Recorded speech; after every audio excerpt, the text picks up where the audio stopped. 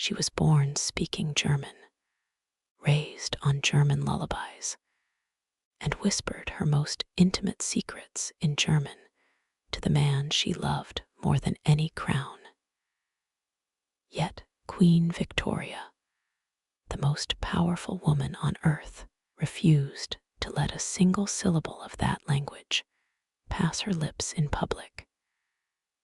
And the reason why reveals a calculated act of political reinvention so audacious, so ruthlessly deliberate, that it reshaped the entire identity of the British monarchy for the next 2 centuries.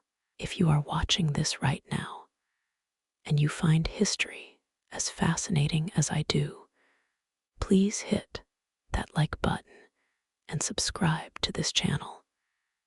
It genuinely helps more than you know. And I want to ask you something. Where in the world are you watching this from? Drop your country in the comments right now and tell me, what topic should I cover next? Your suggestions shape what comes next on this channel, so make your voice heard. The story of Queen Victoria and the German language is not a story about linguistics. It is not a story about pronunciation or preference, or the simple awkwardness of a monarch caught between cultures. It is a story about survival. It is a story about the ruthless calculus of power, about how a young woman who inherited a teetering, scandal-bruised throne in 1837 looked out at the wreckage of her family's reputation and made a decision that historians have whispered about for generations, but rarely examined with the full weight it deserves. She chose to erase herself. She chose to bury the most intimate, most personal, most emotionally loaded part of her identity, her native language, and replace it with something colder, harder, and infinitely more useful, the performance of unimpeachable Britishness. And in doing so, she did not merely change how she spoke. She changed what the British monarchy meant, what it represented, what it was allowed to be, and perhaps most dangerously of all, what it was allowed to forget. To understand why this mattered so enormously, you have to understand where Victoria came from, not the sanitized, gilded version that portrait painters and court historians spent decades constructing, but the real story, the messy, contested, politically explosive story of a German dynasty that stumbled onto the British throne through a combination of Protestant paranoia, dynastic accident, and parliamentary desperation, and never quite figured out how to belong. The Hanoverians arrived in Britain in 1714, carrying their German accents, their German customs, their German advisors, and their profound indifference to the English language. And from the very first moment, the British public resented every bit of it.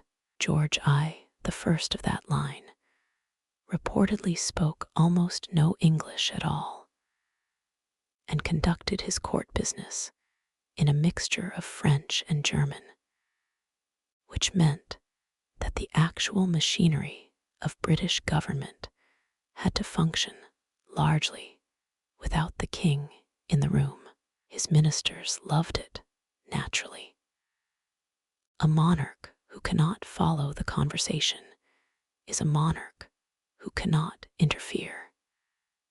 And the rapid expansion of parliamentary power during the Hanoverian era was not entirely unconnected to the linguistic barrier that separated the German kings from their English-speaking ministers. But the public did not love it. The British public, which had spent decades racked by civil war, by the trauma of regicide, by the instability of the Restoration, and by the religious terror of the brief Catholic interlude under James II, had accepted the Hanoverians as the least bad option among a menu of genuinely bad options. They were Protestant. They were tractable. They were distant enough from the actual turbulence of British politics that they seemed manageable. But they were never loved. They were never truly embraced, and with each successive generation, the gap between the German dynasty on the throne and the English nation it ruled seemed to grow wider rather than narrower, fed by scandal, by military humiliation, by the catastrophic loss of the American colonies, and by the slow, grinding embarrassment of George III's madness and George IV's grotesque personal excess. By the time Victoria was born in 1819, the monarchy was in genuine crisis. Not a constitutional crisis exactly, not the kind that produces revolutions and public executions, but something subtler and in some ways more dangerous. A crisis of legitimacy, of emotional connection, of the basic sense that the royal family was part of the British story rather than a foreign imposition upon it. The princes were fat, dissolute, and perpetually in debt. The princesses were cloistered, unmarried, and forgotten. The institution itself felt like a relic from another age, a German artifact that the British nation had inherited without choosing, and could not figure out how to discard. Victoria's entire childhood, isolated, controlled, surveilled, emotionally starved, was a product of this crisis, a product of the desperate attempt by her German mother and her German household to produce an heir to the British throne who would be, somehow, worthy of a nation that had never fully accepted her family's right to rule it. The woman who engineered Victoria's childhood was Princess Victoria of Saxe-Coburg-Saalfeld, her mother, a German duchess who had arrived in England speaking almost no English and never fully mastered it. Her mother's closest advisor and de facto controller of the household was John Conroy, an Irishman of dubious character and boundless ambition, who between them devised what became known as the Kensington System, a regime of almost military discipline designed to keep the young princess isolated from the court, dependent on her mother, and available for Conroy's own political manipulation. The Kensington System was ostensibly about protecting Victoria from the corrupting influence of her disreputable uncles. In practice, it was about controlling the future queen. Victoria was not allowed to walk downstairs without holding someone's hand. She was not allowed to meet other children of her own age without supervision. She was not allowed to sleep alone in her room, sharing her mother's bedroom until the day she became queen. And the language of her household, the language that filled her childhood, the language she heard her mother and Conroy speak in their conspiratorial whispers, was German. Victoria spoke German before she spoke English. She thought in German before she thought in English. Her first real emotional vocabulary, the words for love and fear and longing and grief, were German words, and they lived in a part of her mind that English never quite reached with the same intimacy. Her letters to her mother, when she was young and before the catastrophic rupture of their relationship, were written in German. Her diary, in its earliest incarnations, slipped between English and German with the ease of someone for whom the boundary between languages was not yet a political frontier. She was, in the most fundamental sense of the word, bilingual, genuinely bilingual, not in the polite, formal way of an educated aristocrat who can recite French poetry at dinner, but in the deep, embodied way of a person for whom two languages occupy the same emotional space. And yet, from the moment she became queen, that German self began to disappear from public view with a speed and thoroughness that was not accidental and not innocent. It was a decision. It was, as we shall see, one of the most consequential decisions of her reign. To understand the full dimension of what Victoria was doing when she buried her German tongue, you need to understand the Europe she was looking at in 1837. A Europe that was, in the most literal sense, saturated with Germanness at every level of its aristocratic structure. The royal families of Europe were not, in any meaningful sense, distinct national entities. They were a single extended kinship network, intermarried across borders, speaking German in their private correspondence, bearing German titles, carrying German blood in their veins, regardless of what flag flew above their palaces. The Romanovs of Russia were heavily Germanic. The Swedish royal house was founded by a French marshal, but promptly absorbed into the German kinship network. The Greek throne was occupied by a German prince. The Belgian throne was occupied by a Saxe-Coburg prince, Victoria's own uncle Leopold, whom she adored, and who served as perhaps the most important political mentor of her early reign. Europe's monarchies were, in a very real sense, a German franchise operating under local branding. Britain was no exception. The Saxe-Coburg-Gotha name that Victoria would marry into, her husband Albert was, like her, a product of the small but extraordinarily prolific German duchy of Saxe-Coburg, was already positioned to colonize half the thrones of Europe. Leopold of Belgium was Saxe-Coburg. Ferdinand of Portugal was Saxe-Coburg. Victoria herself was half Saxe-Coburg through her father.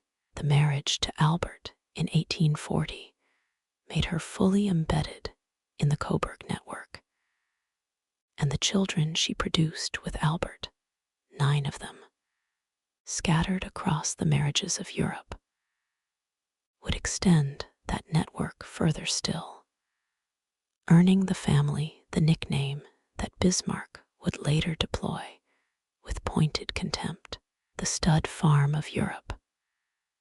The problem was not, from a dynastic perspective, that Victoria was German. Almost everyone in her position was German. The problem was that Britain was changing in ways that made the German dimension of monarchy increasingly politically toxic. Britain in 1837 was in the middle of an identity revolution. The Industrial Revolution was reshaping not just the economy, but the entire social fabric, creating a new middle class with new political expectations, new national pride, and new demands for a monarchy that reflected their values rather than merely tolerating their existence. The Reform Act of 1832 had cracked open the political system, admitting the middle class to at least a peripheral role in governance. And with that admission came the middle class gaze, suspicious, moralistic, and deeply unimpressed by German courtly customs that seemed to belong to a world of aristocratic privilege that reformers had been trying to dismantle. The Chartist movement was gathering force. The press was growing more powerful, more opinionated, and more willing to scrutinize the royal family with a critical eye that previous generations had lacked either the technology or the political safety to deploy. And lurking beneath all of this was a specific, targeted anxiety about German influence at court, an anxiety that had been building since the Hanoverian arrival in 1714 and had never fully dissipated, an anxiety that crystallized around the figure of Albert himself, who was suspected by large segments of the British public and British political establishment of being a foreign agent, a Coburg spy, a man who was using his marriage to the Queen to advance German dynastic interests at Britain's expense. The hostility to Albert was extraordinary in its virulence and its persistence. He was caricatured in the press. He was denied a British peerage for years by a parliament suspicious of his motives. He was accused of pro-Russian sympathies during the tensions that preceded the Crimean War, and these accusations nearly drove him to a breakdown. The British public suspicion of him was not purely rational.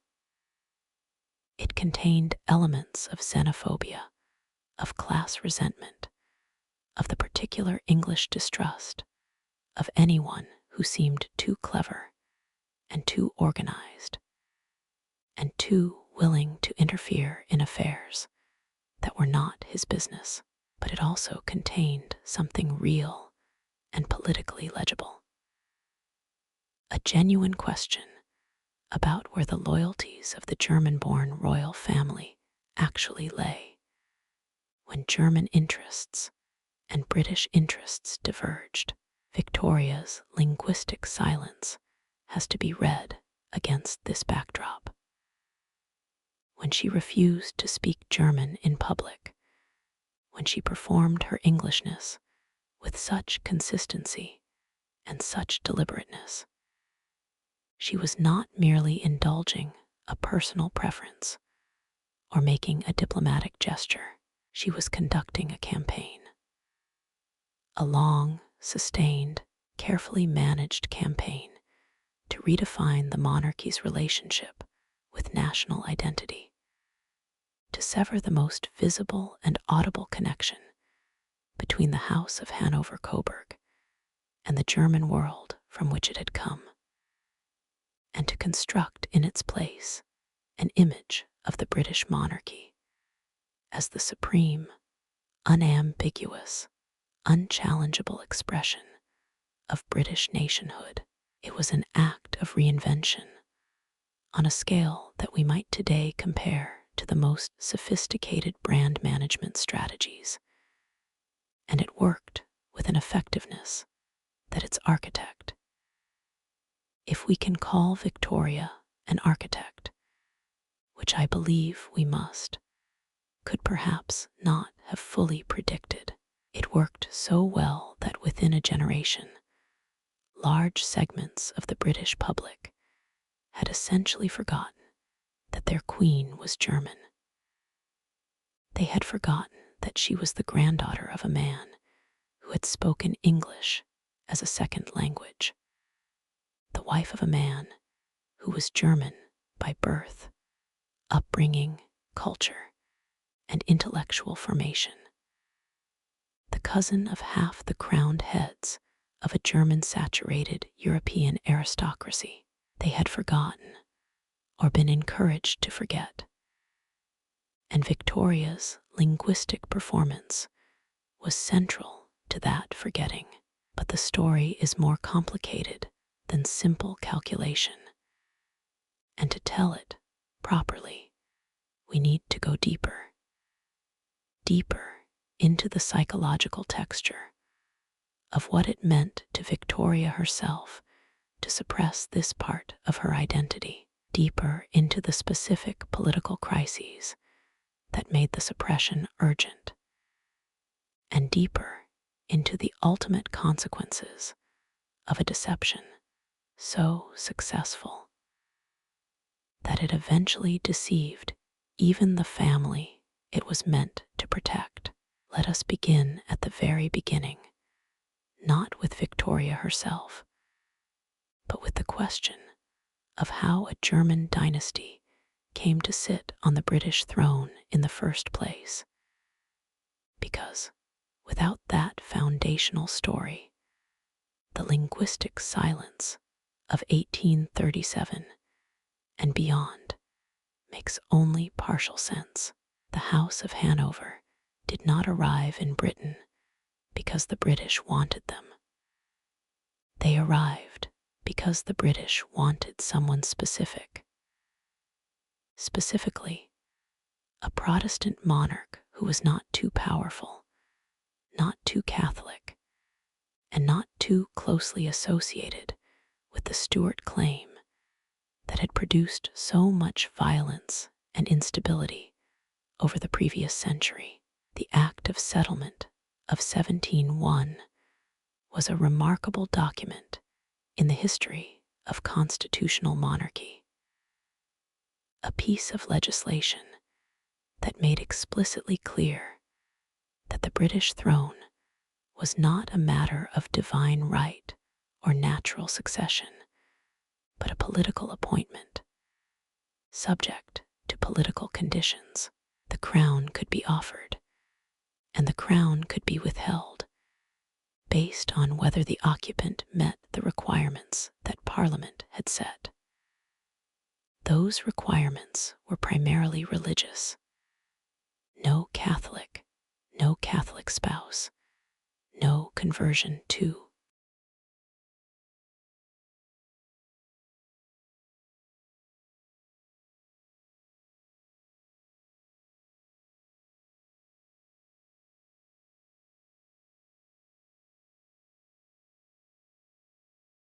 Catholicism, no marriage without parliamentary approval. They were secondarily dynastic. The crown would pass along the Protestant branch of the Stuart line, which led, after a somewhat tortuous journey through the family tree, to the Electress Sophia of Hanover, a granddaughter of James I through his daughter Elizabeth, the Winter Queen of Bohemia. Sophia was 70 years old in 1701 and died in 1714, 13 months before Queen Anne, leaving the throne to her son George Ludwig. George had many qualities. He was a capable soldier. He was a reasonably competent administrator by the standards of German princelings of the era. He had survived a famously disastrous marriage to a woman he accused of adultery, whom he imprisoned in a castle for 32 years until her death, which was not exactly a recommendation for his personal character, but was not entirely disqualifying by the standards of the time. What George I conspicuously lacked was any affection for, interest in, or connection to the country he had just become king of. He visited England reluctantly, spent as much time as possible back in Hanover, regarded his British ministers with suspicion, and communicated with them primarily in Latin or French, the diplomatic languages of the era, since neither he nor they had enough of the other's native tongue to sustain a serious conversation. The British reaction to this arrangement ranged from resigned acceptance to active hostility. The Jacobites, supporters of the Stuart claim, predominantly Catholic or High Anglican, and disproportionately concentrated in Scotland and the north of England, staged two serious rebellions during the reigns of the first two Hanoverian monarchs in 1715 and 1745. The 1745 rebellion, led by Charles Edward Stuart, Bonnie Prince Charlie, came genuinely close to succeeding, penetrating as far south as Derby before the Jacobite army lost its nerve and retreated, eventually to catastrophic defeat at Culloden in April 1746. Had the Jacobites marched on London in December 1745, the history of the British monarchy might have been very different, and the German dynasty might have lasted only 3 decades. But the Jacobites failed, and the Hanoverians survived, and with each successive generation they became slightly more English, slightly more embedded in the structures and rhythms of British political life, even as they retained their German core. George II was born in Hanover, but spent most of his adult life in Britain, and was the last British monarch to personally command troops in battle. At Dettingen in 1743, which he did with genuine personal courage, if not with particular strategic genius. George III was born in Britain, spoke English without a German accent, and famously declared at his accession that he gloried in the name of Britain, a declaration that was partly a genuine expression of Hanoverian integration into British identity, and partly a pointed contrast with his two predecessors, whose foreignness had been a constant source of public comment. But even George III, the most English of the Hanoverian kings, was a product of a German household, educated by German tutors in a German domestic culture, married to Charlotte of Mecklenburg-Strelitz, who spoke little English when she arrived in Britain, and never lost her German accent. Their children grew up speaking German at home, received German visitors, maintained German correspondence, and married German spouses with a regularity that kept the dynasty firmly within the European German kinship network, even as it presented an English face to its British subjects. The damage to the monarchy's public standing reached its nadir in the reign of George IV, who acceded to the throne in 1820 after a decade as Prince Regent during his father's incapacitation. George IV was intelligent, cultivated, genuinely talented in matters of aesthetic judgment. He had a real eye for art and architecture, and his contribution to the transformation of London and Brighton was substantial and lasting. He was also morbidly obese, notoriously unfaithful, spectacularly extravagant with public money, and locked in a marriage with Caroline of Brunswick that descended into one of the most degrading public spectacles in British royal history, the trial of Queen Caroline in 1820, when George attempted to dissolve the marriage by Act of Parliament on grounds of Caroline's alleged adultery, turned into a public referendum on the king's own character. And the verdict of the British public was not flattering. Caroline was cheered in the streets. George was booed at public events. The institution of monarchy, having survived the Jacobite rebellions and the American Revolution and the madness of George III, seemed in genuine danger of losing its emotional grip on the British public. His brother William IV, who succeeded in 1830, was a less flamboyant, but not much more dignified figure. A former naval officer known as the Sailor King, plain-spoken, unaffected, and fundamentally decent, but also the father of 10 illegitimate children by the actress Mrs. Jordan, and possessed of a talent for political blundering that led him to dismiss a government with a parliamentary majority in 1834, setting a constitutional precedent whose consequences are still debated. William and his wife Adelaide had no surviving legitimate children, which meant that by the time Victoria came of age, everyone in British politics understood that the next monarch would be this young German girl, raised in a German household by a German mother under a system designed by a man whose loyalties were not obviously to Britain. The anxiety was palpable. The public debate about whether the monarchy could survive another reign that felt as foreign as the first 3 Georges had been was real and pointed.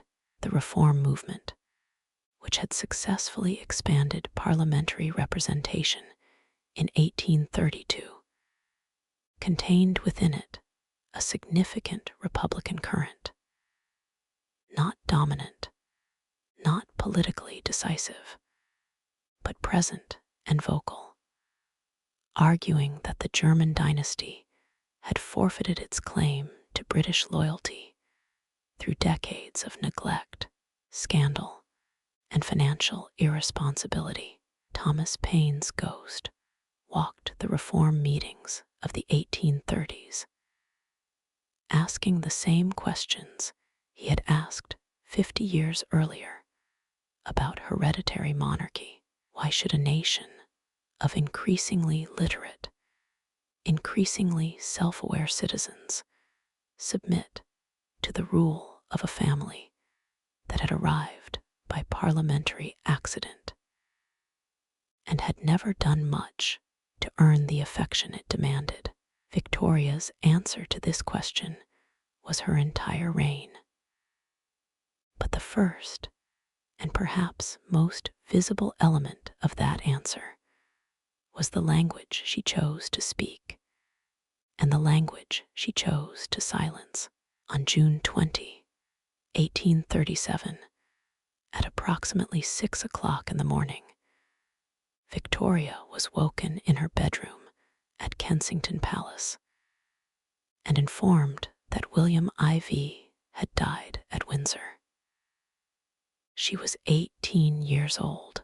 She had been sheltered, controlled, and managed to a degree that was by most accounts psychologically damaging. She had never held a serious conversation with a British Prime Minister. She had never attended a cabinet meeting. She had been kept so isolated from the actual functioning of British governance that her first council meeting, held that same day, shocked many of the assembled ministers with the combination of her composure and the extent of her ignorance about the practical mechanisms of the state she now headed. But she was not ignorant about the political landscape she was entering. She had been carefully educated about the dynastic questions, the constitutional questions, the question of what the monarchy meant and what it needed to do to survive. And she came to that first council meeting with something that surprised the men who watched her: an absolute, unwavering commitment to performing Britishness. She spoke English, only English. She responded to all communications in English. She refused to allow German to enter her public presence, treating it as a private language, a household language, a language for letters to her mother and whispered endearments to her husband. But never, never a language for the public face of the British crown. This was extraordinary, and it was noticed immediately. Lord Melbourne, her first Prime Minister, and one of the most politically sophisticated men in Britain, saw it at once and understood its significance. Melbourne was a Whig grandee of the old school, world-weary and cynical in the comfortable way of men who have seen everything. And he recognized in Victoria's linguistic performance something that went beyond mere etiquette. He recognized it as policy.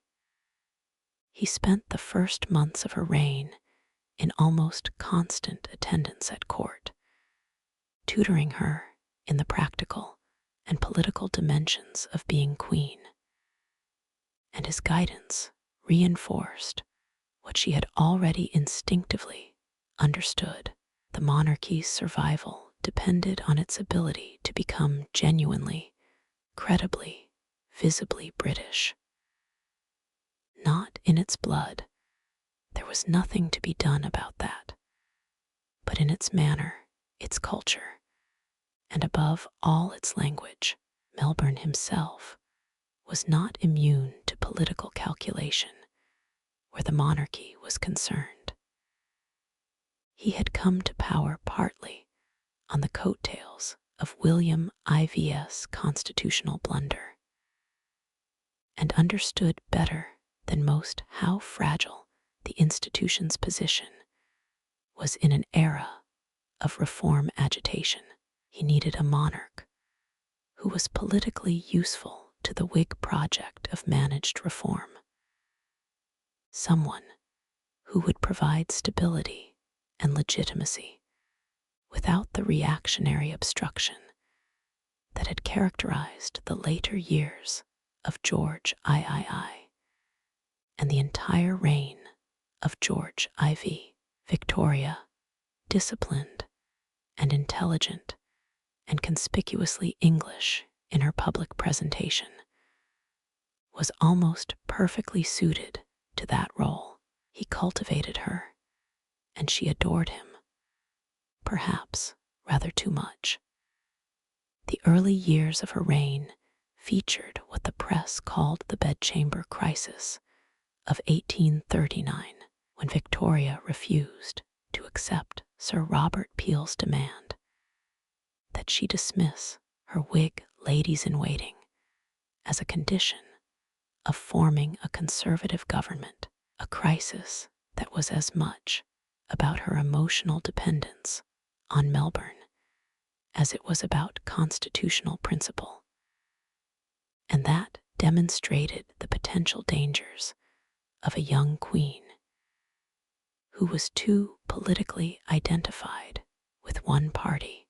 But before we arrive at the bedchamber crisis, we need to understand the other great force shaping Victoria's linguistic politics in the earliest years of her reign: the memory and the shadow of her Hanoverian predecessors. The specific failure mode that Victoria needed to avoid was not vague or abstract. It had a face. It had a name.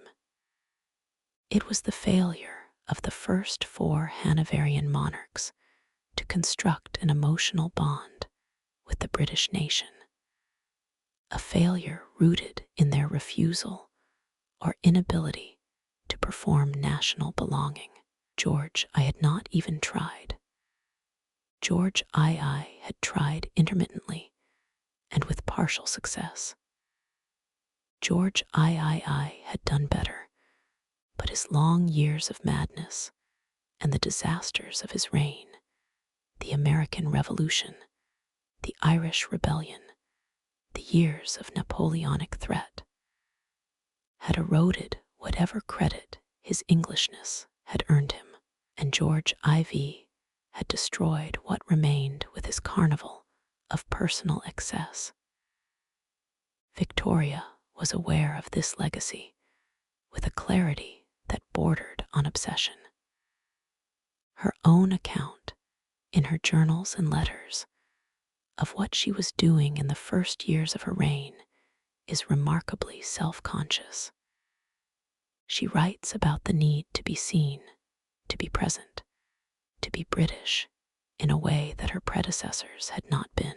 She rode out in public. She attended public ceremonies. She received delegations from civic bodies, from working class associations, from groups that previous monarchs would never have acknowledged. She cultivated the image of a young, earnest, dedicated queen who was working hard to understand and serve her people. And she did it in English, always in English, with an accent that her contemporaries described as remarkably pure, remarkably unaccented, the product of deliberate cultivation over years of practice. The linguistic discipline was not effortless. Her surviving private correspondence makes clear that her relationship with German remained deeply intimate throughout her life. She wrote to her mother in German. She wrote to her German relatives in German when Albert arrived at court, and they began their extraordinary correspondence, a correspondence that combined political consultation with romantic intensity to a degree that was unusual even by the standards of royal couples who were also political partners. They wrote to each other in German, a language that, as both of them acknowledged, allowed them to express things that English somehow could not reach. Victoria once wrote to Albert that German was the language of her heart, and there is no reason to doubt this. It was the language of her earliest memories, her deepest fears, her most unguarded moments of joy and grief. But the heart had its private rooms, and the public rooms were decorated entirely in English. The discipline with which Victoria maintained this separation, private German, public English, was in some ways the most impressive aspect of her linguistic performance. The pressure to slip, to allow the German to surface in an unguarded moment of public speech, must have been considerable, particularly in the early years when she was exhausted, overwhelmed, and surrounded by people who spoke German naturally and English with varying degrees of difficulty. Her mother spoke English imperfectly throughout her life. Her early household was largely German-speaking, and yet, in public, Victoria held the line. The English never cracked. The arrival of Albert in 1840 added a new dimension to this already complex linguistic politics. Albert was German to his marrow. He was educated at the University of Bonn, steeped in German philosophy and German aesthetics, a product of the German intellectual culture of the early 19th century that was at that moment producing some of the most extraordinary achievements in European thought. Hegel and Kant, and Schopenhauer in philosophy, Goethe and Schiller in literature, Beethoven and Schubert in music. Albert was, by the standards of the British aristocracy that regarded him with such suspicion, almost absurdly cultivated. He played the organ. He composed music. He read political philosophy. He engaged with the new science of industrial economics with a seriousness that led directly to his greatest public achievement, the Great Exhibition of 1851. He was, in short, the kind of German intellectual that the British found simultaneously admirable and deeply, instinctively alarming. Center of its government, Albert was not merely the Queen's husband. He was her chief political advisor, her intellectual partner, her principal secretary. He handled enormous quantities of her correspondence, attended meetings, consulted with ministers, and exercised an influence on policy that went far beyond what the constitutional role of prince consort was supposed to permit. This was resented, but it was also feared, because Albert came with his own German political agenda. Specifically, an agenda rooted in the Coburg family's extraordinary project of dynastic colonization of European thrones, and in Albert's own conviction that a unified German nation, emerging from the chaos of the 1848 revolutions and the competing claims of Prussia and Austria, would be a force for stability and liberal progress in Europe. Albert's German politics were a constant source of tension in Victoria's reign, particularly after 1848, when the revolutions that swept Europe forced a confrontation between the reformist liberalism that Albert represented and the reactionary conservatism of the forces that suppressed those revolutions. Victoria found herself navigating between her German family's very German politics. Albert was cautiously sympathetic to German unification. Her uncle Leopold of Belgium was deeply embedded in the conservative European order. Her Prussian and Austrian relatives were on opposite sides of every major question, and the British interests that her ministers, particularly Palmerston, were pursuing with a combination of muscular nationalism and strategic opportunism that had very little sympathy for the delicacies of German dynastic feeling. Palmerston was the great antagonist of the royal couple's foreign policy ambitions.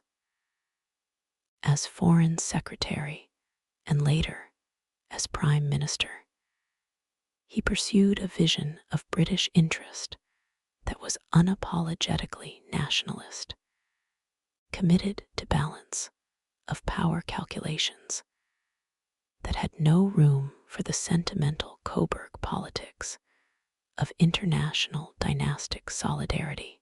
Victoria loathed him for it. She complained about him constantly, attempted to have him dismissed, and was on at least one occasion driven to the point of formally demanding his removal from the government for transmitting foreign policy communications without showing them to the palace first. Palmerston was unmoved.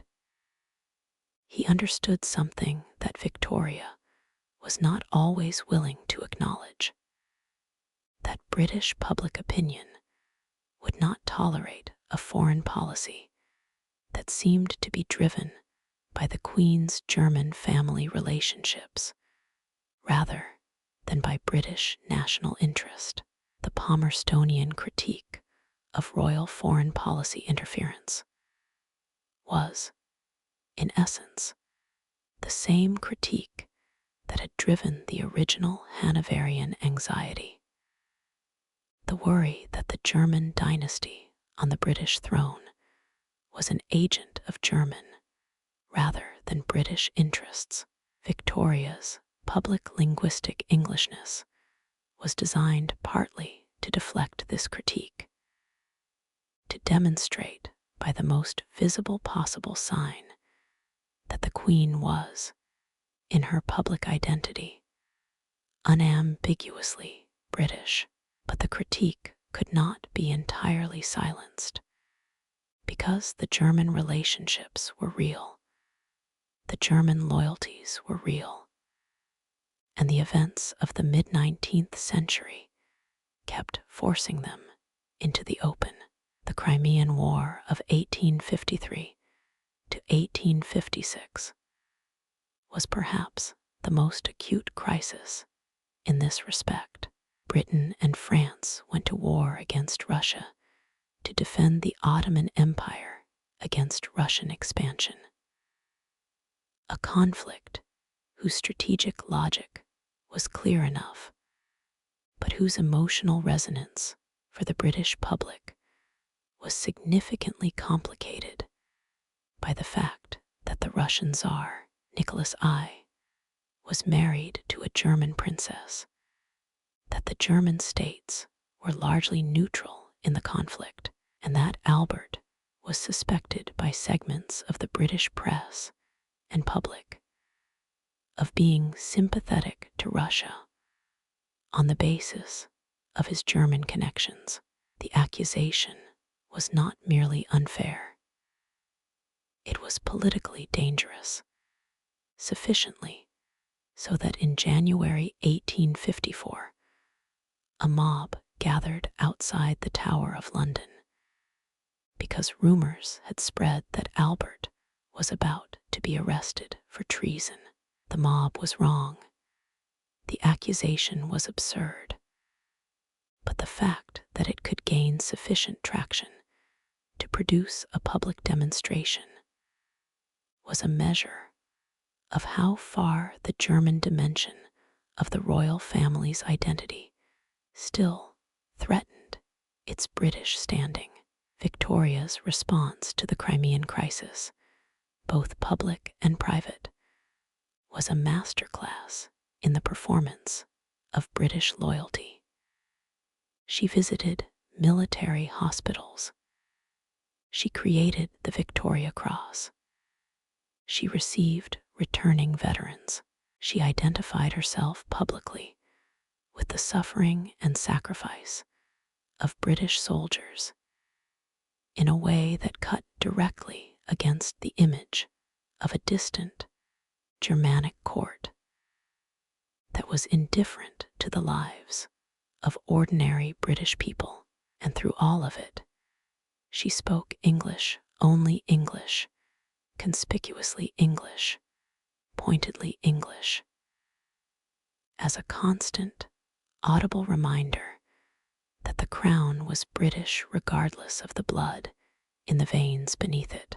Albert's death in 1861 created a new crisis of identity for Victoria, one that complicated her public linguistic discipline in ways that have often been misread by historians.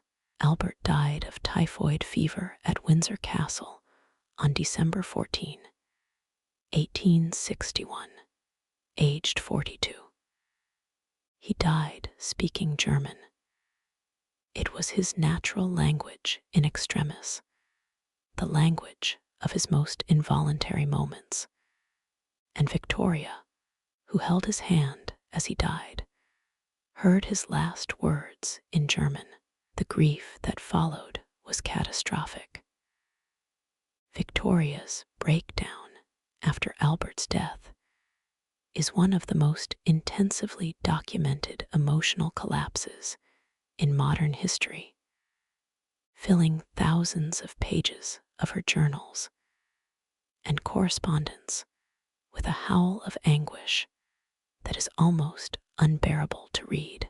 She wore black for the remaining 40 years of her reign. She slept with a cast of Albert's hand beside her bed. She required that his clothes be laid out daily, water brought for his shaving, as though he were merely away on a journey. The grief was genuine, total, and by contemporary standards, entirely pathological. But it was also, in its own way, another political crisis. Because the grief was German, the emotional world Victoria retreated into after Albert's death was a German emotional world. It was expressed in German letters, German prayers, German poetry, German music. The intimate circle she allowed into her private life after Albert's death was disproportionately German. John Brown, the Scottish servant whose closeness to Victoria scandalized the court, was in some ways a substitute for the German intimacy she had lost, providing the same function of a private relationship conducted outside the English public gaze. And when her daughter Victoria, the Princess Royal who had married the Prussian Crown Prince Frederick in 1858, wrote to her mother about the politics of the German states, letters that were frank, politically sophisticated, and deeply German in their anxieties, Queen Victoria responded with an emotional warmth and political engagement that she rarely showed in her English public persona.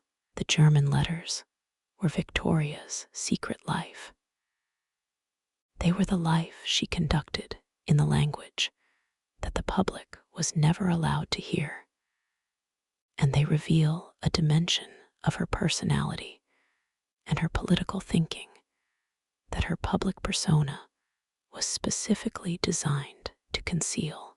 In the German letters, she was not the imperious, imperturbable, symbolically English queen of the public imagination. She was opinionated, fallible, passionate, torn between German family loyalties and British political obligations, deeply invested in European dynastic politics in ways that would have confirmed every anxiety that Palmerston and his successors harbored about the German heart beneath the English crown.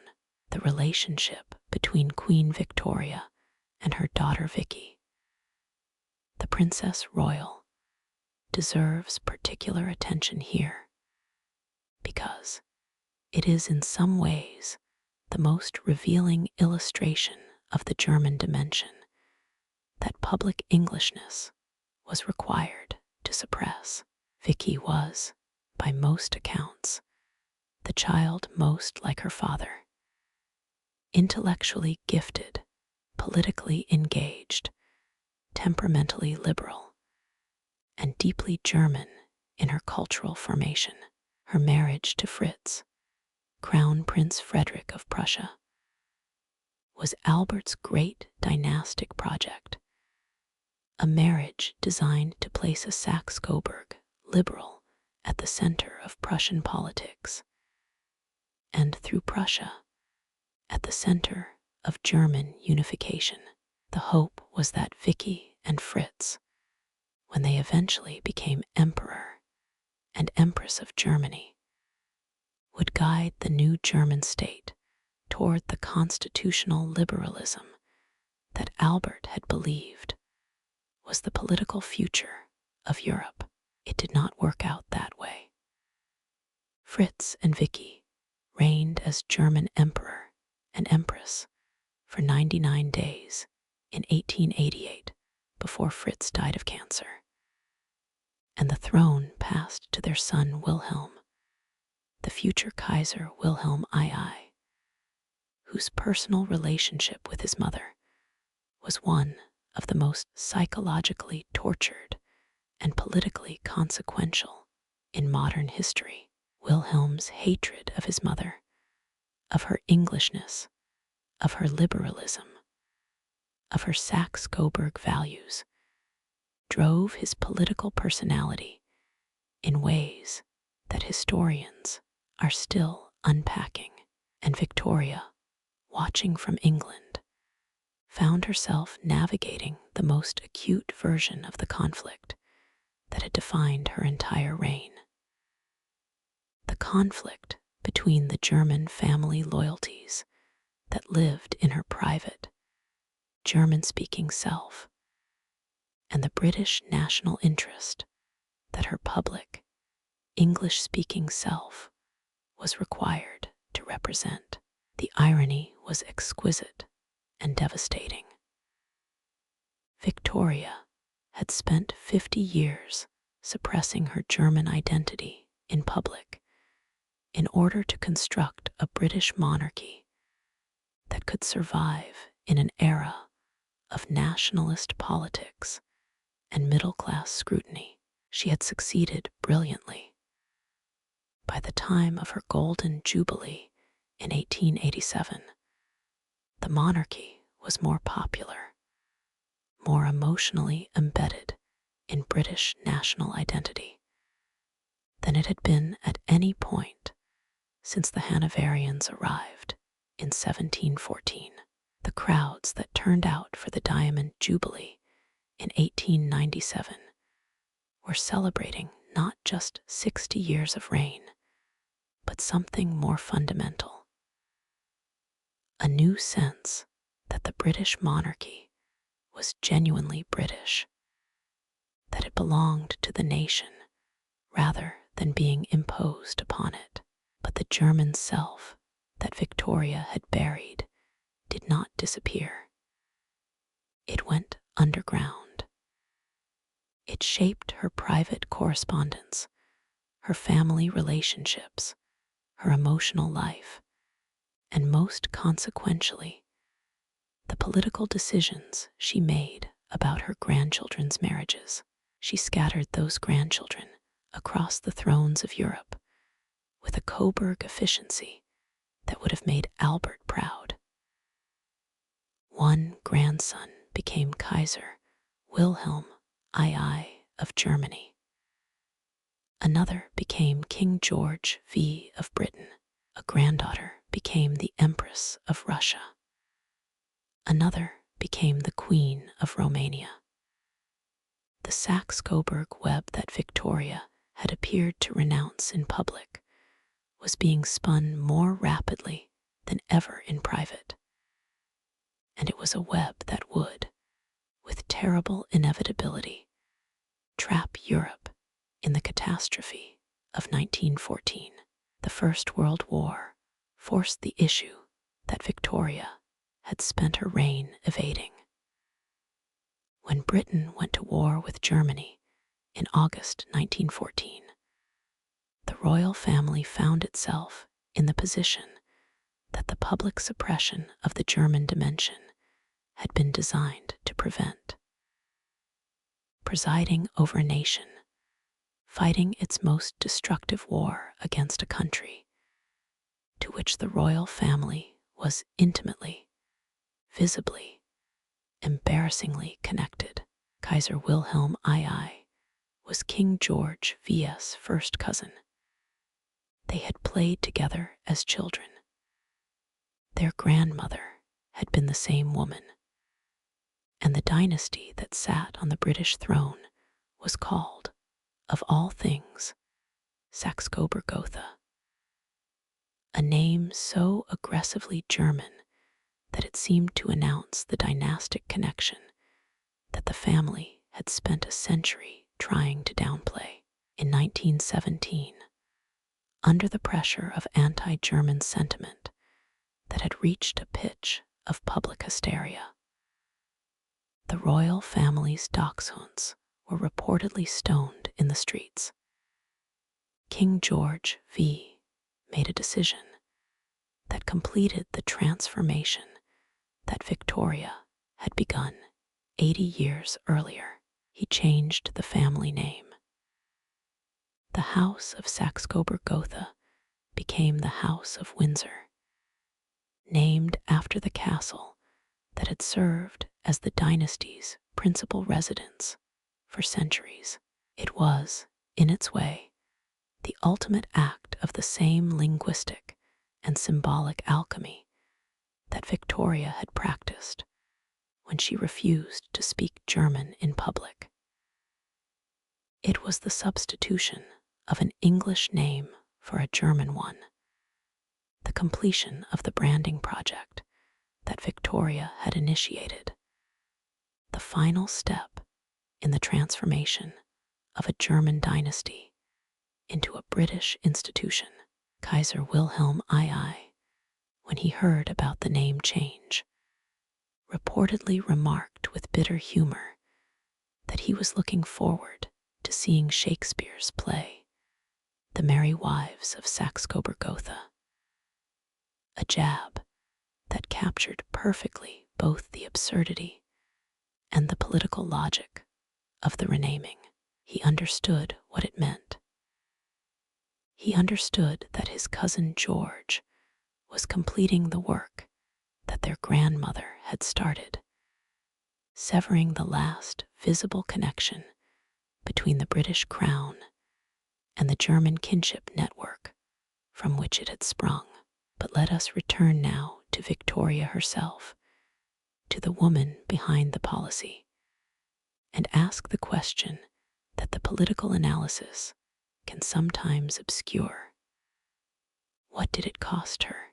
What was the psychological price of spending 64 years as the world's most powerful woman, while keeping the most intimate part of your linguistic self in a private room that the public was never allowed to enter? The evidence suggests the cost was considerable, and that it was most visible in Victoria's relationship with her eldest daughter, and in the extraordinary emotional intensity with which she conducted her private German correspondence, an intensity that suggests the German private self was not merely preserved, but almost pressurized by its containment. Victoria's letters to Vicky, which were written in English, but shot through with German phrases and German emotional registers, are extraordinary documents of a woman who needed, desperately, to have someone to talk to without the constraints of the public role. Vicky was the one person in the world with whom Victoria could be fully, fluently herself, English and German simultaneously, political and maternal, imperial and simply afraid.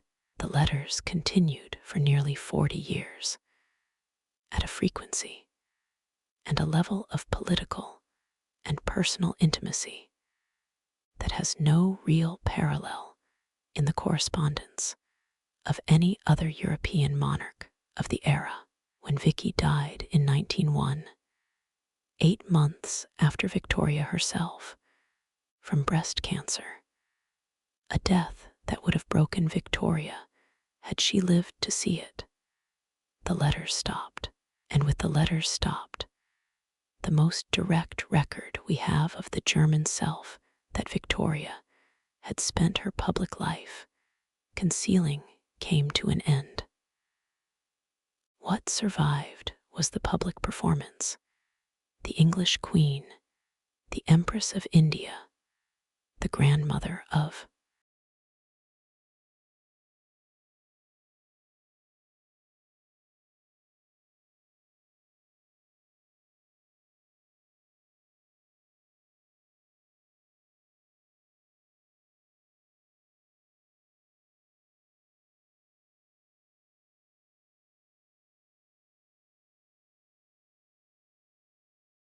Europe stripped of the private German counterpoint that had given it meaning. The irony that runs through the entire story is that Victoria's success in constructing a British monarchy that felt genuinely, emotionally British depended on a lie. Or if not a lie exactly, a sustained act of self-censorship, so comprehensive that it amounted to the same thing. The British public that loved the Victorian monarchy loved a construction, an image, a performance. The real Victoria, the German Victoria, the one who thought and dreamed and grieved in German, was invisible to them, carefully hidden behind the English public face that the monarch had decided, at the age of 18, was the only face the British throne could afford to show. This is not, I want to be clear, a condemnation. The choice Victoria made was, given the political circumstances she inherited, probably the right choice, or at least the choice most likely to ensure the monarchy's survival. The alternative, a queen who spoke German in public, who allowed the German dimension of her identity to be visible, who treated her German family relationships as a natural and unapologetic part of her royal persona, might have accelerated the Republican current that was already flowing through British reform politics and produced exactly the constitutional crisis that Victoria spent her reign preventing. The English performance was a survival strategy, and it worked. But it worked at a cost that the story of 1917 reveals with particular clarity. When George V changed the family name to Windsor, he was completing a project of self-concealment that had been running for 80 years. And he was doing it under conditions of wartime emergency, under a pressure so extreme that the concealment had to be made literal, formal, and permanent. The German name, which had lurked beneath the English surface throughout Victoria's reign, had to be erased entirely. The private room where the German self had been kept could no longer be merely locked. It had to be demolished, and yet even the demolition was not complete. Even the Windsor name could not entirely erase the German genealogy that lay behind it. The Romanov connection, which ended in the cellar at Yekaterinburg in 1918, was a German connection. The Greek and Danish royal families that populated the marriages of George V's children were German connections. The very structure of European monarchy, which the Great War was in the process of destroying, was a German structure, and the House of Windsor was part of that structure, whether it liked the name or not.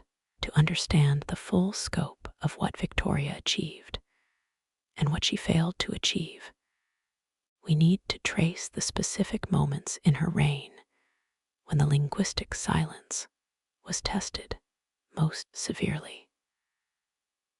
The moments when the pressure to allow the German self to surface became almost irresistible, and the moments when the discipline held.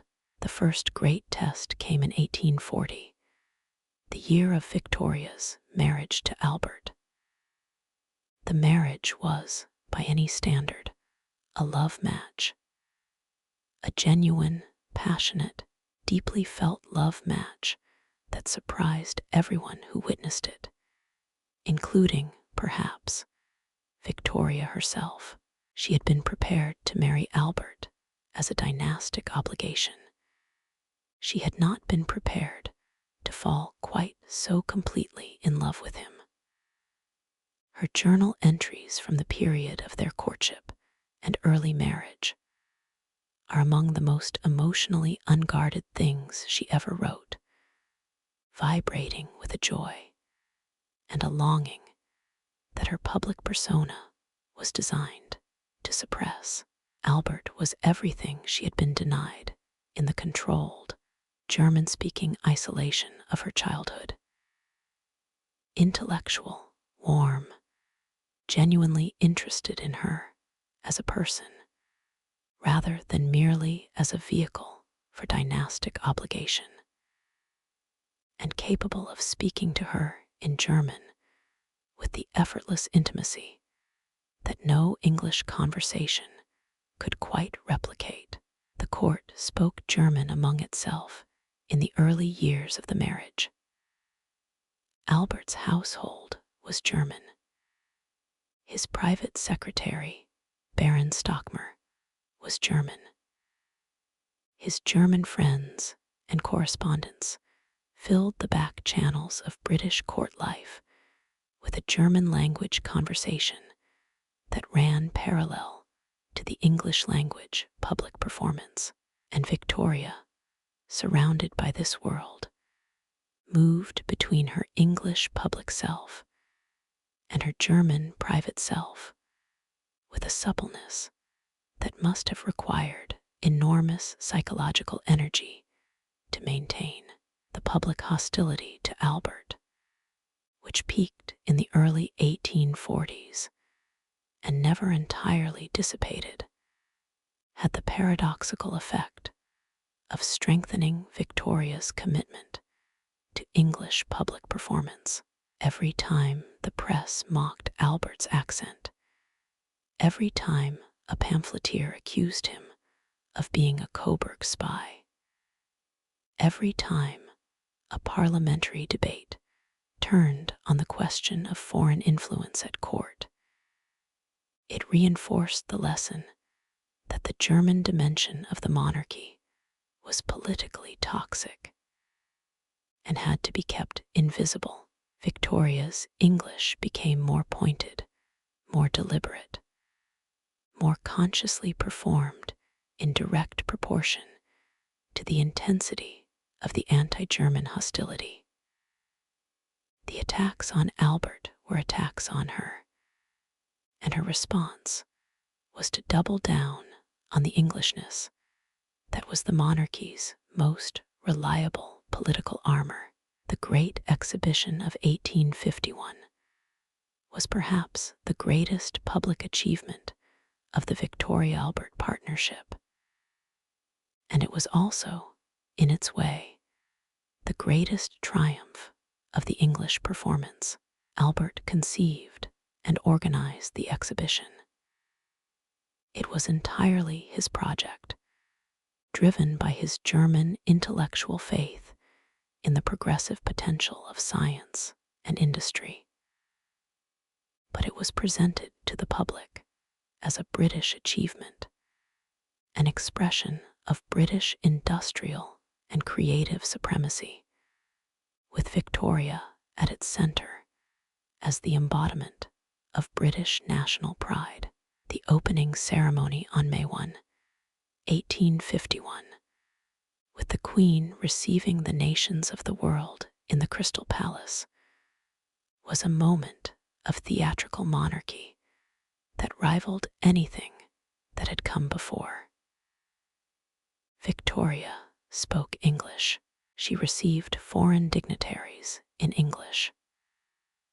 She allowed the magnificent German-conceived structure that housed the exhibition to be experienced as a monument to British greatness, and no one commented publicly on the irony. The private letters tell a different story. Albert's correspondence about the exhibition is shot through with German Bildung concepts, with the language of German idealism about the unity of science and art and industry that had no precise English equivalent. He was, in his heart, organizing a German exhibition, an exhibition that expressed German values about the relationship between human creativity and technological progress, and presenting it as a British one. The dual performance, the German heart in the English body, was as true of the great exhibition as it was of the monarch herself. The 1848 revolutions presented a different kind of test.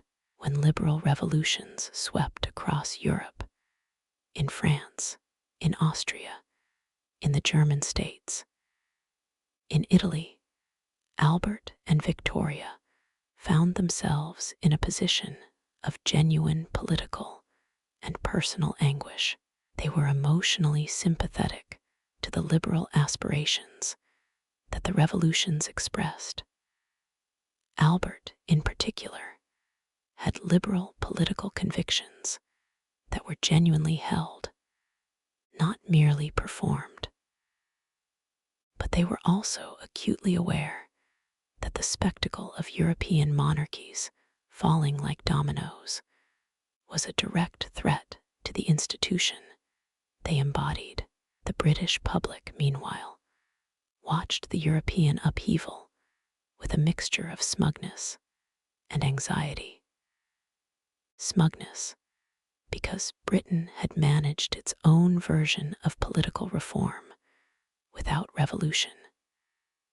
Anxiety, because the Chartist movement was making its final, failed push for radical democratic reform in the same year. Victoria's response to 1848 was politically astute. She identified publicly with British constitutional stability, presented the British system as the model that revolutionary Europe should aspire to, and positioned the monarchy as the guarantor of the social order that made such stability possible. She said nothing in public about the German states. She said nothing about the Frankfurt Parliament, where Albert's brother Duke Ernst of Saxe-Coburg was playing an active role. She performed her English queen role with particular intensity in a year when the alternative performance, the German cousin worried about the fate of her family's dynastic network, was politically impossible. But in private, the German letters poured out. She worried about her German relatives. She consulted with Albert about the political future of German unification. She engaged with the question of what German liberalism meant, and whether it could survive the conservative reaction that followed 1848's failure. The German self, confined to the private room, was working hard that year, and what it was working on would, ultimately, feed back into the public British self in ways that were not always predictable. The question of Victoria's relationship to India, which became increasingly central to her public identity after the Indian Rebellion of 1857 and reached its symbolic apogee with her proclamation as Empress of India in 1877, adds another dimension to the linguistic story. Victoria's assumption of the imperial title was, among other things, another act of the same kind of national branding that her linguistic discipline represented. It was the assertion of a specifically British identity that transcended the German dynastic context and located the monarchy in a global, imperial framework that had nothing to do with the European kinship network. An Empress of India was not a German princess. An Empress of India was something new, something that the German genealogy could not encompass or explain, something that belonged to the British imperial story rather than to the European dynastic story. Victoria took the Indian role with extraordinary seriousness. She learned some Hindi and Urdu. She employed Indian servants at court, the famously controversial Abdul Karim, who became her Munshi teacher and personal confidant in the last decade of her reign, and conducted conversations with him in Hindustani, which added yet another private linguistic world to the German one. The court was scandalized by the Munshi for the same reasons it had been uneasy about John Brown. The Queen was allowing herself an intimacy with a non-English, non-aristocratic, non-white person that violated every protocol of Victorian court life. But from Victoria's perspective, the Munshi relationship made a kind of sense that the court could not see from outside. He was another private language, another room in the palace of her interior life, where the public English performance was not required. The Munshi represented something that Victoria seemed to genuinely need.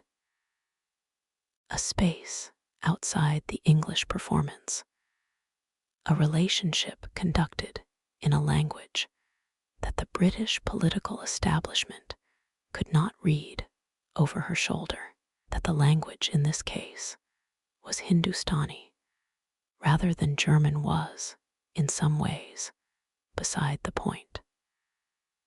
The function was the same, to create a zone of authentic relationship that was not mediated by the English public identity she had spent 60 years constructing. Victoria died on January 22, 1901, at Osborne House on the Isle of Wight. She died surrounded by her family, a family that by this point was scattered across the thrones of Europe, speaking multiple languages, representing multiple nations. Kaiser Wilhelm II, the German grandson she had complex feelings about, was there at her bedside, which was itself a kind of revelation. The Queen, who had refused to speak German in public, dying in the arms of the German Emperor, who was also her grandson. She died, according to those present, in German as well as English, moving between the languages as her consciousness flickered, reverting in her final hours to the linguistic intimacy that her public life had required her to suppress. The death scene has the quality of a parable. The woman who had spent 64 years performing Englishness was, in the end, also and equally German, and the dying body could no longer maintain the discipline of the performance. The German self, buried alive for so long, surfaced at last in the room where no one, or at least no one with a public platform, could hear it. The story does not end there, of course. It could not end there, because the consequences of what Victoria had built, the British monarchy's identification with English national identity, the suppression of its German genealogy, the branding project that would culminate in the Windsor name change of 1917, were only beginning to unfold. The 20th century would test the Windsor construction in ways that Victoria could not have anticipated, and the results of those tests would reveal both the extraordinary durability of what she had built and the extraordinary fragility of what it had required her to sacrifice. The First World War, which I have already mentioned, was the most acute test. But it was not the only one. The abdication crisis of 1936, in which King Edward VII gave up the throne to Mary Wallis Simpson, was in some ways a crisis of the same kind of public performance that Victoria had pioneered. A crisis in which the private self of a monarch came into irreconcilable conflict with the public role that the Victorian settlement had defined. Edward's problem was not German blood, but personal desire, and his desire was incompatible with the image of respectable, English, domestically virtuous monarchy that Victoria had constructed. He chose the private desire over the public role, and the institution survived partly because Victoria's construction had made it resilient enough to absorb even the shock of abdication. The Second World War created a different kind of test. King George VI, who had inherited the throne from his abdicating brother, faced a Germany led by a man who was, in some sense, the culmination of forces that the German dimension of European history had been building toward throughout the 19th century. A radical German nationalism that had consumed and destroyed the cosmopolitan German aristocratic culture from which the royal family had sprung. The war required the monarchy to be performatively British in ways that would have seemed excessive even by Victoria's standards. The king and queen stayed in London during the Blitz. The palace was bombed. The royal family toured bombed streets and presented itself as sharing the suffering of ordinary British people in a display of national solidarity that went beyond anything Victoria had attempted. The German genealogy was, during the war years, simply not discussed. The Windsor name held. The German connections were erased from public consciousness with an efficiency that would have satisfied even the most demanding practitioner of political image management. Victoria's project of concealment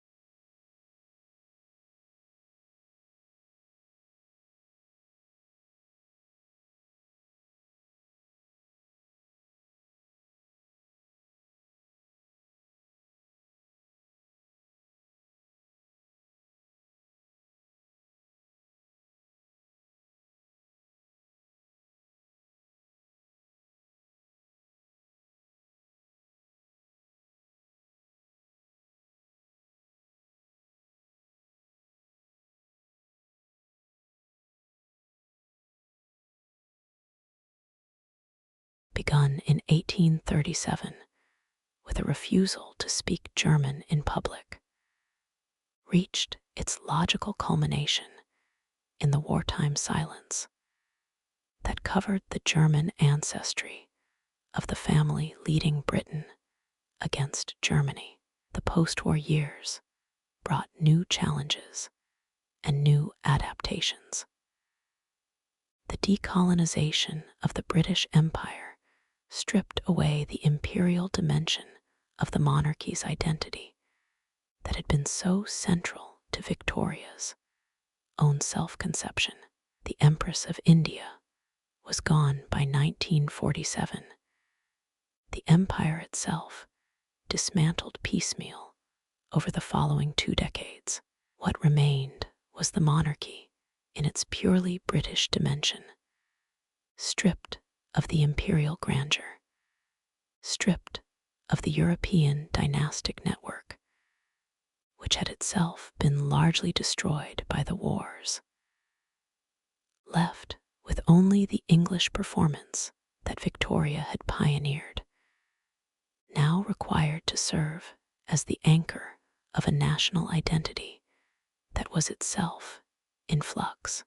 The Commonwealth, which replaced the Empire as the institutional framework of Britain's post-imperial relationships, provided a new stage for the monarchy's global aspirations, without requiring the explicitly imperial identity that had become politically untenable.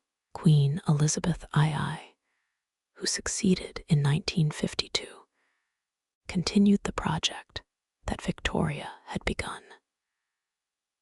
The project of making the monarchy feel genuinely British, genuinely connected to the people it served, genuinely expressive of national identity, rather than merely presiding over it. Elizabeth's reign has been defined by the same combination of linguistic discipline and strategic self-presentation that characterized Victoria's, and many of the same tensions between public performance and private reality, between the dynasty's European connections and its British identity, between the family's German ancestry and the Windsor branding that was designed to obscure it, have continued to shape the institution's political dynamics. The German question did not go away entirely. It resurfaced periodically in academic histories and journalistic investigations.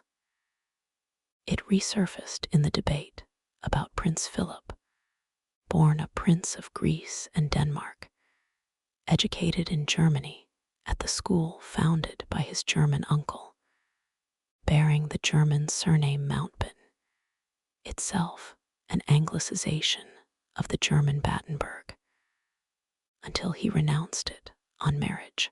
It resurfaced in the popular fascination with the royal family's wartime German relatives, the German princes who served in the Wehrmacht, the German cousins who attended the royal family's private events in ways that the public was not always informed about.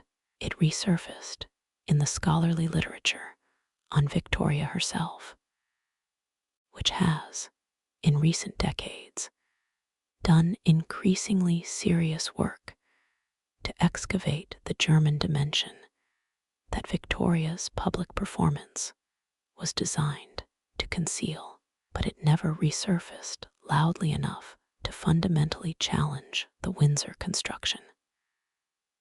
The British monarchy, at the beginning of the 21st century, is still experienced by the majority of its supporters as a British institution, English at its core, rooted in a national history and national identity that extends back centuries before the Hanoverians arrived. Victoria's project of rebranding succeeded so completely that the success is now invisible, which is the hallmark of the most effective transformations. The best propaganda is the propaganda that no longer looks like propaganda. Now let us pull back further still to examine the deeper historical currents that made Victoria's linguistic strategy not merely personally significant, but historically transformative. To understand why the act of a queen refusing to speak her native language in public matters to us today, 120 years after her death, the relationship between language and political power has been a subject of fascination for political theorists from Aristotle onward. But it took on a particular intensity in the 19th century when the rise of nationalism made language into one of the primary markers of collective identity.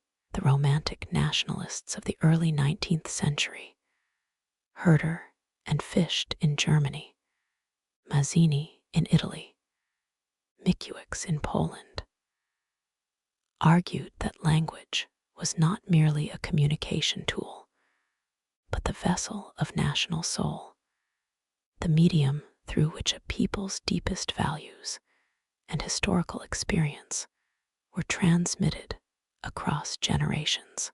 To speak a language was, in this view, to belong to a nation. To be forced to speak another language was to be colonized, to have your identity suppressed, to have the deepest part of yourself made invisible. This nationalist theory of language had enormous political consequences. It drove the German unification movement, which argued that all German speakers constituted a single nation, regardless of the political boundaries that divided them. It drove the independence movements of the Habsburg Empire's subject peoples, Czechs, Hungarians, Croats, Poles, who insisted on the right to conduct their public life in their own languages, rather than in the German of the empire that governed them. It drove the Irish language revival, which saw the preservation of Gaelic as inseparable from the preservation of Irish national identity against English cultural imperialism, and it shaped the way that Victoria's linguistic performance was received, consciously or not, by the British public. When Victoria spoke English, only English, conspicuously English, she was not merely using a communication tool. She was making a statement about identity, about belonging, about which nation the monarchy was part of.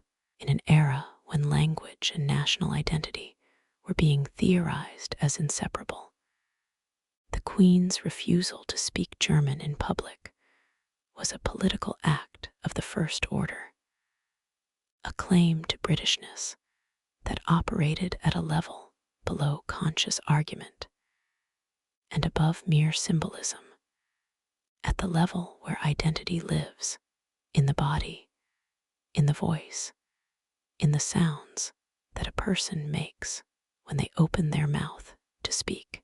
The 19th century was also, crucially, the era in which the British Empire reached its greatest extent and its greatest confidence, the era of what historians call high imperialism, when Britain controlled roughly a quarter of the world's land surface and a larger proportion of its trade, when British naval power projected British interests into every ocean, when the idea of a British world civilization seemed not merely possible, but inevitable.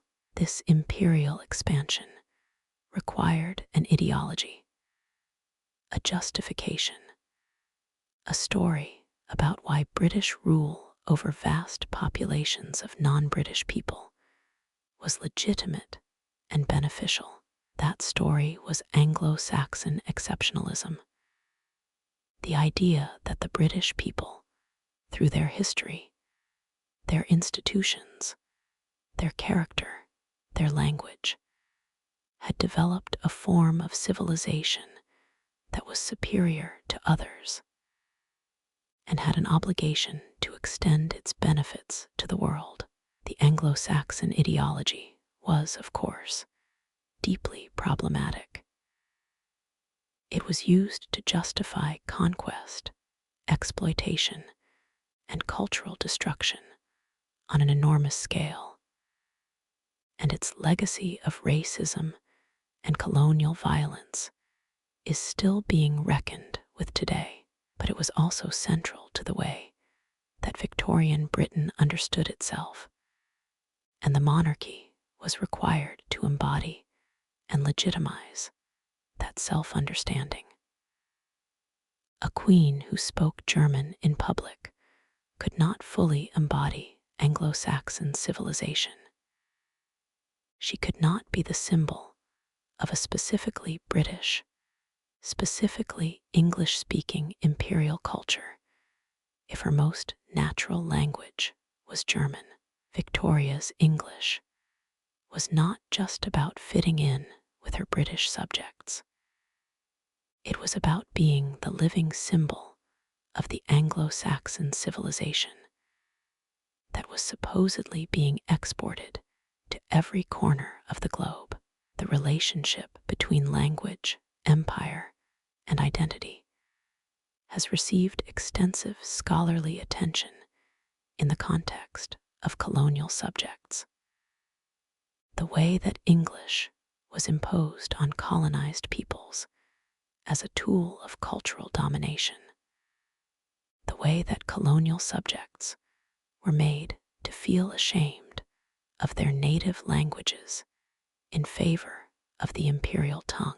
It has received less attention in the context of the colonizers themselves. The way that the architects of the imperial project were themselves engaged in a process of linguistic self-fashioning, constructing an English-speaking imperial identity that involved, among other things, the suppression of their own non-English linguistic origins. Victoria's German silence is one of the most dramatic instances of this self-fashioning, but it was not unique. It was part of a broader cultural process by which the English language was made into the symbol and substance of a global civilization, and those who spoke it were required to demonstrate their commitment to that civilization by treating other languages as secondary, private, or invisible. There is a specific cultural achievement that belongs to this era: the Victorian period's extraordinary production of English literature. That is directly connected to the linguistic politics I have been describing: the Victorian novel, the Victorian essay, Victorian poetry, Victorian journalism.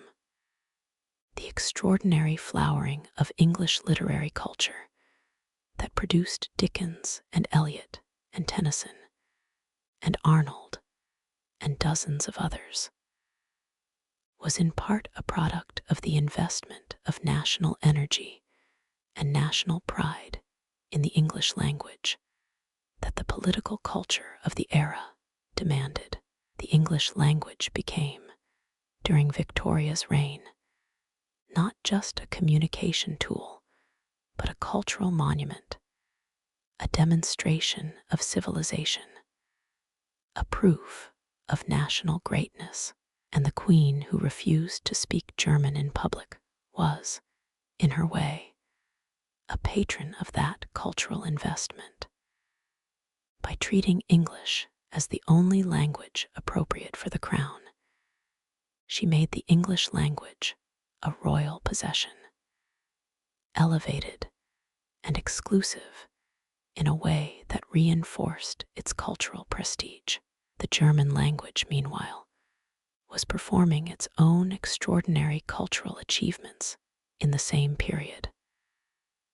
Heine and Marx, and Nietzsche in literature and philosophy, Brahms and Wagner in music, Helmholtz and Clausius and Liebig in science.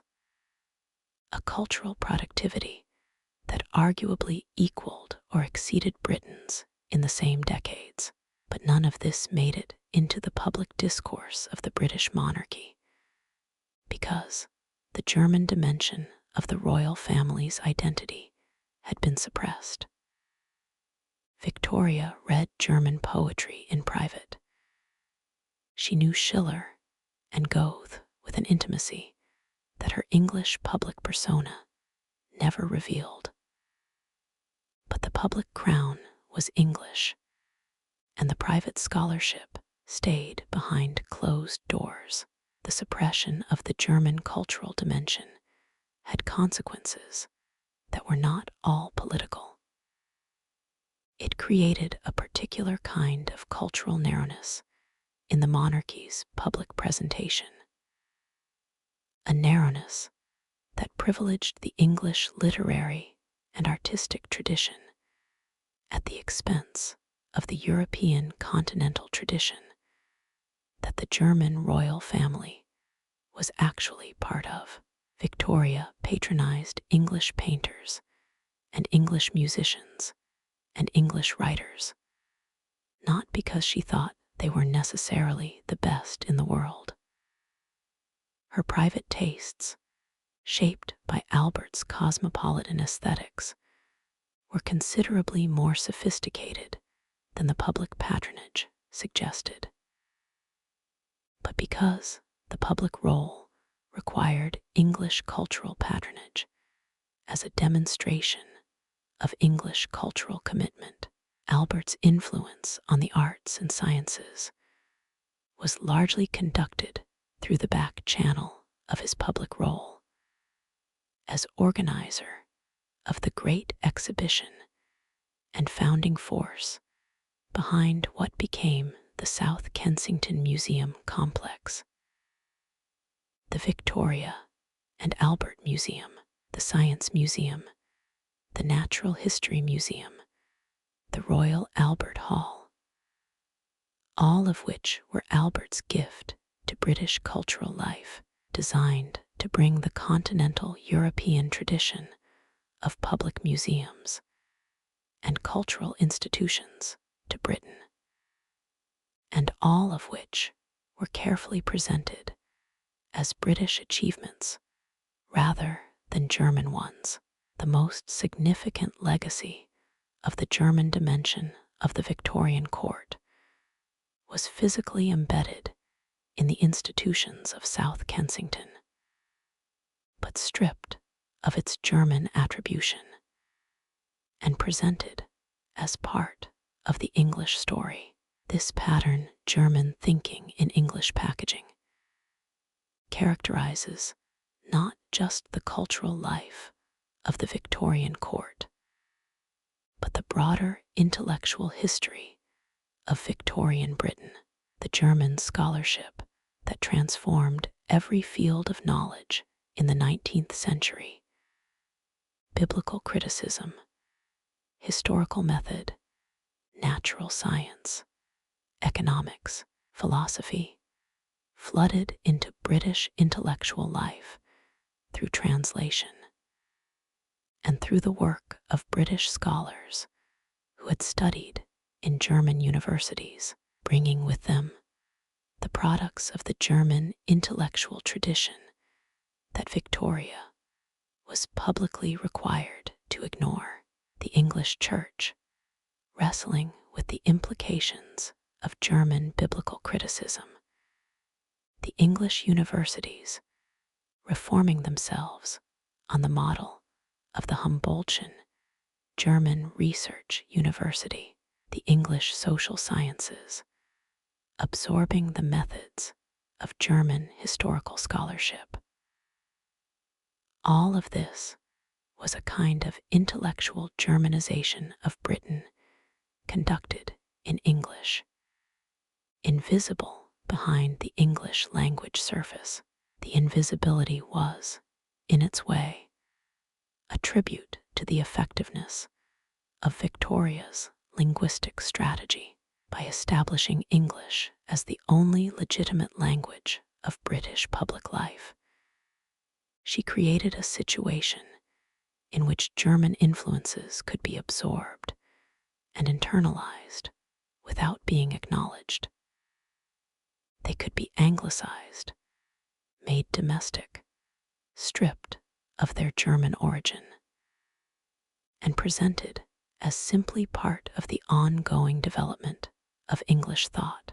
The German could come in through the back door, as long as it put on English clothes before presenting itself in public. The back door, of course, could also let things out. What escaped from the private German world of the Victorian court into the public English world was not always what the monarchy intended or desired. The German dynastic connections that Victoria maintained so assiduously in private, the marriages, the visits, the correspondence, the diplomacy, had consequences in the public world that the English branding could not entirely contain. The marriage of the Princess Royal to the Prussian Crown Prince in 1858 was the most consequential of these, not because it was badly intended. It was intended to be one of the great acts of progressive dynastic engineering, but because it produced, among other things, Kaiser Wilhelm II, who became one of the principal architects of the First World War, and whose personal psychology was deeply shaped by his hatred of the English mother, who had tried and failed to make him a German version of his English grandfather. The story of Wilhelm II is in many ways the story of what happens when the suppressed German self of the Victorian monarchy comes back as a ghost, distorted, resentful, unrecognizable, and dangerous. Wilhelm was the child of Vicky, the most English of Victoria's children, and Fritz, the most admired of her.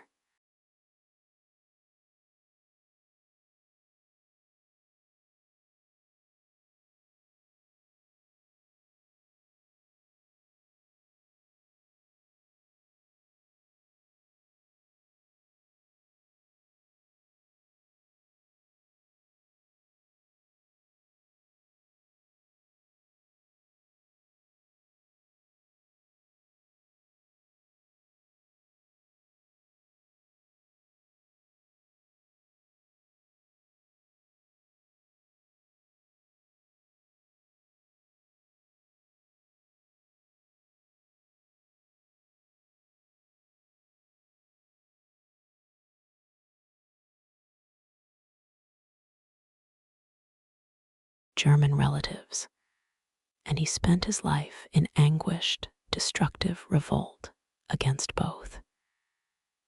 He hated Vicky for her Englishness, for her liberal politics, for the implication that he was inferior to his English cousins. He idolized Albert, the grandfather he had never known, but who represented, for Wilhelm, the model of what a German prince serving at the English court should have been. Brilliant, efficient, scientifically minded, committed to progress, and he resented, with a consuming fury that shaped the politics of the most powerful state in Europe, the fact that England, his grandmother's country, his mother's country, the country whose navy, his navy, was built to challenge, had never acknowledged the German soul that beat beneath its English surface. There is something almost Shakespearean about the tragedy of Wilhelm II's relationship with England and with his grandmother. He genuinely admired Victoria. He attended her deathbed. He wrote to his English relatives with a warmth and intimacy that coexisted, without apparent contradiction in his complex and unstable psychology, with the foreign policy ambitions that were pushing Europe toward catastrophe. And he had, in some private part of himself, the same problem that Victoria had in reverse. He was as German as it was possible to be in public, but his private self was partly English, shaped by an English mother and an English grandmother and an English childhood. And the English dimension of his identity was as deeply suppressed in public as the German dimension of Victoria's had been. The two suppressions met catastrophically in 1914, the German Kaiser and the English king. First cousins, both grandchildren of Victoria, both products of the same bizarre dynastic experiment that had scattered Saxe-Coburg princes across European thrones in the hope of making European monarchy a vehicle for liberal progress, found themselves on opposite sides of the most destructive war Europe had ever seen, presiding over nations that had been taught by decades of nationalist propaganda to regard each other as hereditary enemies. Victoria's linguistic silence did not cause the First World War. To claim that would be to reduce one of the most complex events in modern history to a single personal gesture. But her linguistic silence was part of the broader cultural and political system that made the war possible. The system of national identities constructed through linguistic performance, the system of suppressed connections and denied kinships, the system that required a German queen to present herself as English and an English-loving Kaiser to present himself as German, the system that maintained the fiction of national distinctiveness in the face of the dynastic reality of European interconnection, until the fiction became so convincing that the people who had constructed it forgot it was a fiction. The story of Victoria's linguistic silence is, in the end, a story about the price of successful deception. The deception worked. The British monarchy survived, flourished, and became one of the most enduring institutions in the modern world, partly because of Victoria's extraordinary ability to perform Britishness in the face of her German reality. But the deception was not free.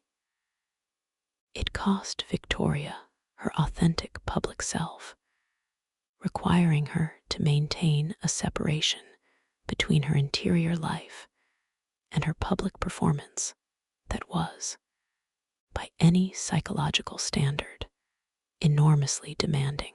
It cost the British public the ability to understand their monarchy accurately, to see it as the product of contingent history rather than natural national expression, to recognize in the German genealogy the evidence that political institutions are constructed rather than given, And it cost Europe in ways that are harder to calculate, but no less real, the possibility of a different relationship between the German and the English. A relationship conducted not through the suppression and denial of connection, but through its honest acknowledgement. The women and men who made the European catastrophe of the 20th century did not do so in a vacuum.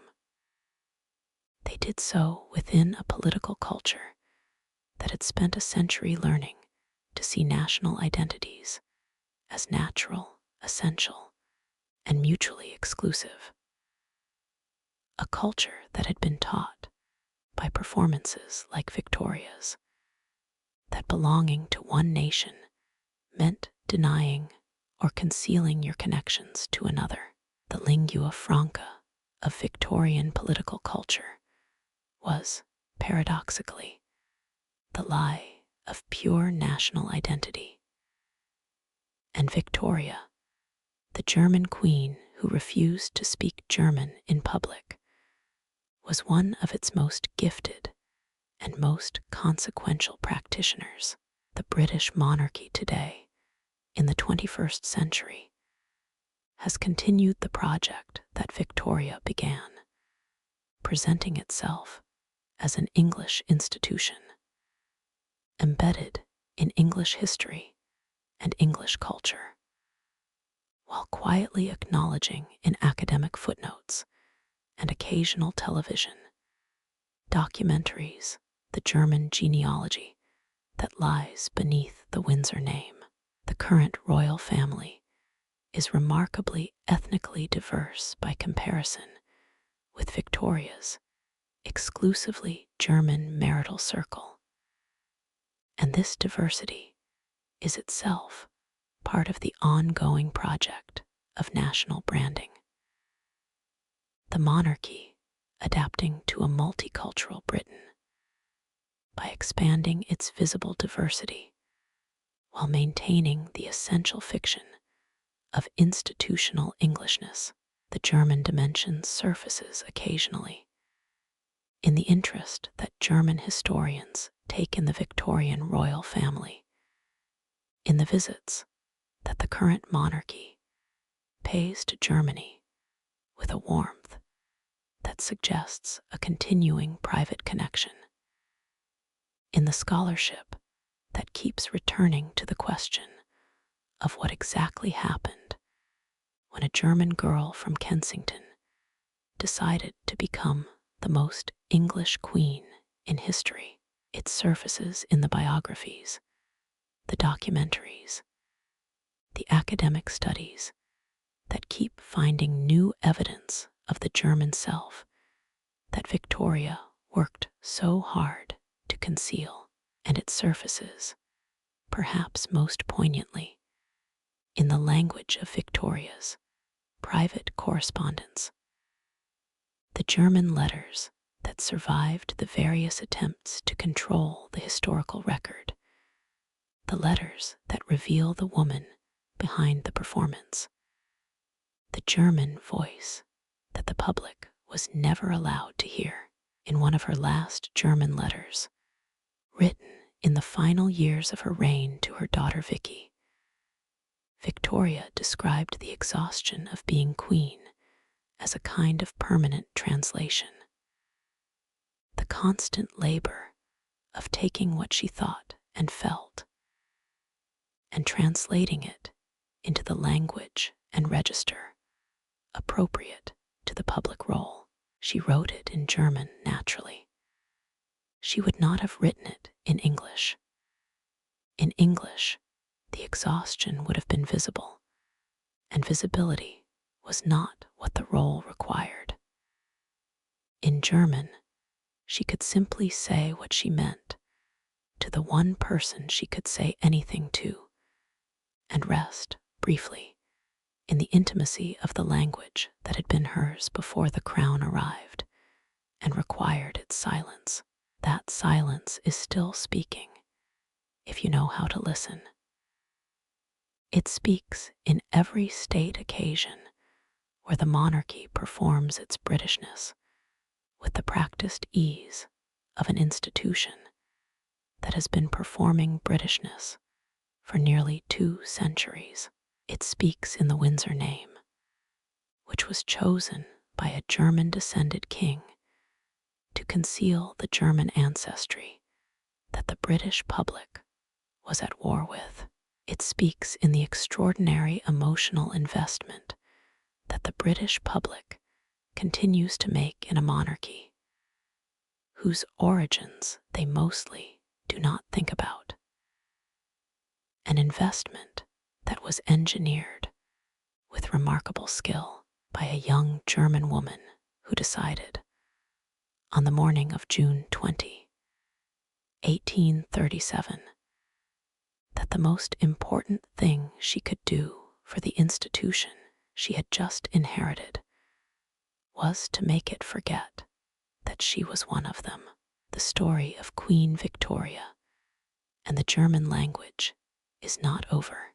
It cannot be over because the questions it raises about identity and performance, about the relationship between public role and private self, about the cost of national belonging, are questions that modernity keeps returning to in the lives of immigrants who change their names to fit their adopted country, in the experiences of diaspora communities caught between the language of their parents and the language of the nation that surrounds them, in the political debates about integration and multiculturalism that dominate the politics of every immigrant-receiving society in the world.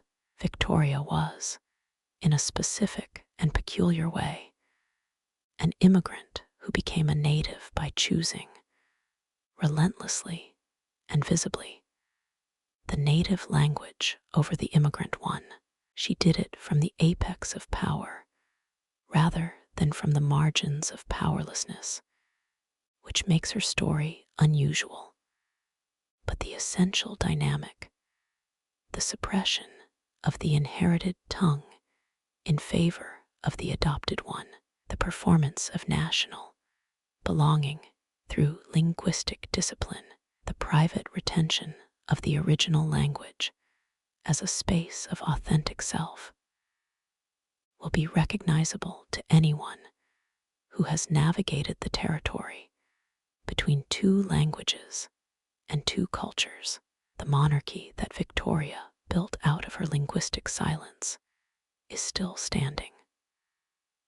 Whether it can continue to stand in a Britain that is rapidly diversifying, in which the Anglo-Saxon cultural supremacy that Victoria's English performance was designed to embody is becoming one tradition among many rather than the defining national identity, remains the unanswered question at the end of this story, whether the Windsor construction, the German dynasty turned English institution, has the flexibility to adapt to a Britain that increasingly questions the cultural homogeneity on which the Victorian national brand was based, is something that the current generation of the royal family is having to discover in real time without the benefit of Victoria's extraordinary clarity about what she was doing and why. What Victoria knew that later monarchs have sometimes struggled to articulate was that the monarchy's survival depended not on power. The power was constrained, constitutionally limited, largely formal, but on feeling. It depended on the British public's willingness to feel that the monarchy was theirs, that it expressed something essential about who they were and what they valued, that the German family with the English name was, in some meaningful sense, English in the only way that mattered, in its commitment to England, its identification with England, its willingness to speak, always and without exception, in England's language. That willingness came at enormous personal cost. It required Victoria to divide herself, to be German in private and English in public, to inhabit simultaneously two identities that she could never fully reconcile, to live with the knowledge that the self she showed the world was not the whole self, that the most intimate parts of her, the parts that thought in German, grieved in German, loved in German, were permanently invisible to the people she ruled. The cost was worth it by the calculations of political survival. The monarchy endured. The Windsor name held. The English performance was successful beyond any reasonable expectation, but the German self that was buried to make the performance possible did not die. It went underground. It shaped events from below the surface. It surfaced at crisis moments in forms that were not always benign, and it continues to haunt the history of the institution that Victoria built over its silent grave. In the accents of the royal family's private correspondence, in the genealogies that biographers keep excavating, in the German name that the House of Windsor will always carry beneath its English one, like a first language that the speaker has been forbidden to use, but can never entirely forget. And as Britain itself continues to ask who it is and who it wants to become, the ghost of Victoria's German silence remains unquiet, restless, and still, after all this time, far from fully understood. Original characters 0.